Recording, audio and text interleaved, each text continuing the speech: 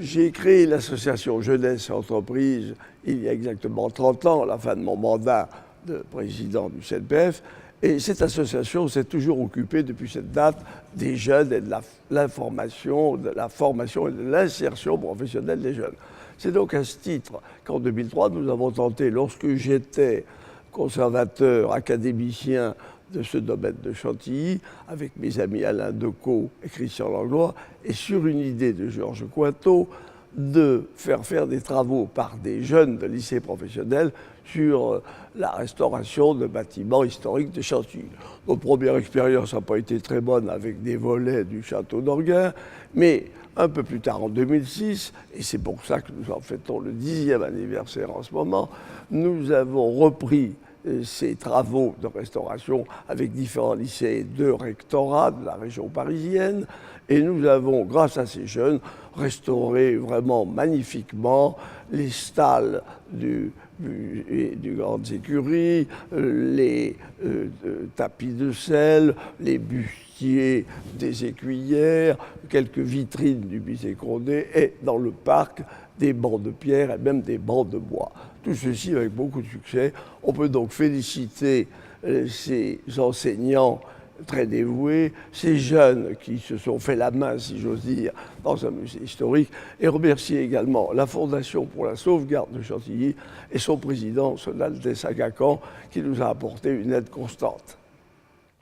Les valeurs que véhicule Jeunesse et Entreprise sont celles que véhicule aussi la Fondation du domaine de Chantilly. Ces valeurs sont l'amour du patrimoine, l'amour du travail bien fait, l'amour aussi de la transmission. Les vitrines qui sont derrière moi ont été aménagées par des jeunes du lycée professionnel de Saint-Quentin qui ont réaménagé ces vitrines en restaurant les textiles, en les mettant en place et en collaborant avec les équipes techniques du domaine de Chantilly, électriciens, menuisiers, qui les ont aidés à travailler à cet ouvrage. De la sorte, ils ont été baignés dans les collections du musée de Chantilly pendant plusieurs semaines avec leurs enseignants. Et ça a été, je crois, une expérience très fructueuse pour eux, puisqu'ils ont travaillé avec nous, ils ont découvert le patrimoine et ils ont compris que leur formation de tapissier leur permettait de restaurer ce patrimoine et de participer à sa mise en valeur.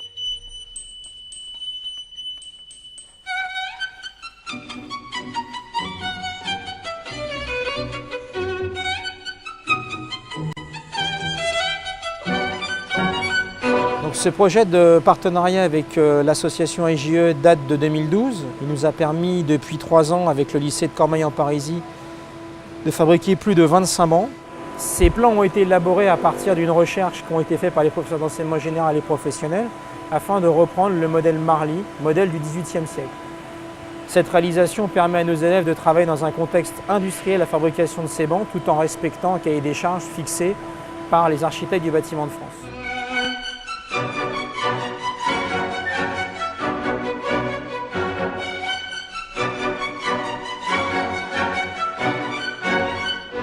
La valeur professionnelle que ça rajoute, c'est principalement la satisfaction générée de travailler dans la réalité, de faire quelque chose qui sert réellement et aussi de faire quelque chose qui perdure dans le temps.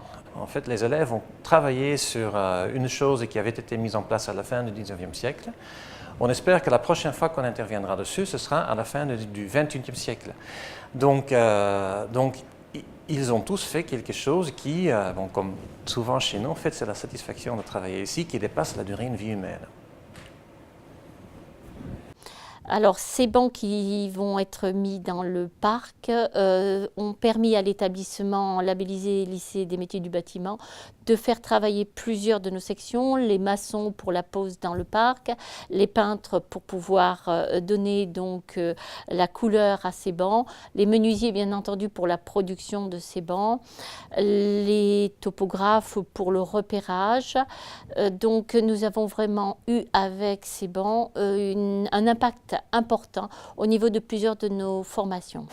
Les bancs du château de Chantilly m'ont apporté des nouvelles connaissances comme travailler sur faire les arrondis sur les balustres et plein d'autres choses dans ce genre-là. Et ça fait plaisir de travailler sur un grand projet comme celui-là parce qu'on sait qu'il y aura plein de gens qui vont s'asseoir dessus et ça me fait plaisir. Et ça apporte en plus d'une certaine manière une noblesse à notre métier de travailler sur ce grand projet.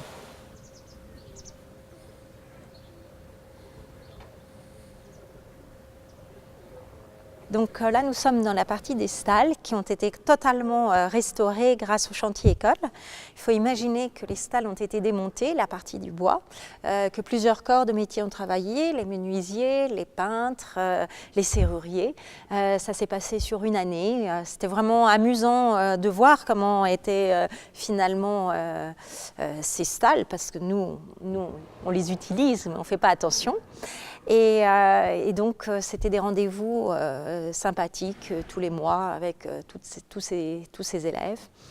Il y a eu aussi un travail avec les costumiers, puisqu'il y a une école de stylistes, je pense, de couture.